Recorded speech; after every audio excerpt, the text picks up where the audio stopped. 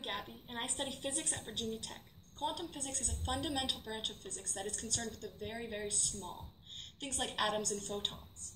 The basis of quantum physics is quantum theory, which aims at describing the behavior of matter and energy at these very tiny subatomic levels. The element I find most interesting about quantum mechanics is its inability to coincide with large-scale science. There are concepts in the quantum field that would make absolutely no sense if translated to astrophysics or larger scale sciences.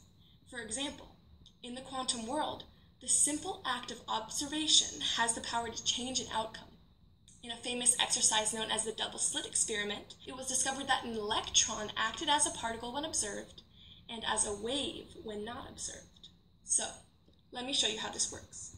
If electrons are shot through one slit, they appear in a line pattern on the wall behind them, as you can see in number 1. But if electrons are shot through two slits, they create an interference pattern on the back wall behind them, as you can see in 2. This pattern is the same pattern created by waves in number 3, whose peaks meeting create the greatest intensity, and whose tops and bottoms meeting cancel each other out to create the blank spaces. So, scientists wondered, why are particles acting as waves, and placed a measuring device near the slits to see exactly which slit each particle went through. The resulting pattern came out as 2 lines on the back wall, not an interference pattern. This became known as wave-particle duality. Max Planck, thought to be one of the founding fathers of quantum physics, building on this idea, theorized that energy is made up of individual units in the same way that matter is. He called these units quanta. And by describing energy as particles instead of waves, he was able to make more discoveries about the nature of light and radiation.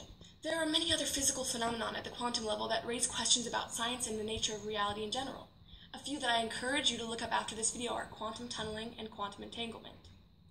Though the heart of quantum physics lies at the miniature level, it also leads to interpretations about the nature of reality that are both large and wide-sweeping.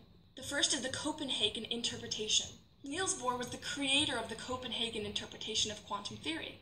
He said that when measured, a particle can be both a wave and a particle, but cannot be either of these things, or even exist in general until it is measured. This leads to the idea of superposition, that until we know what the state of an object is, it is in all possible states simultaneously. This in turn prompts Schrödinger's cat, who is both alive and dead at the same time, until we open the box to check. So, come and join the physics world. You could be part of solving the mystery that connects quantum mechanics with large-scale science and a unified field theory, or in other words, decoding the mystery of reality.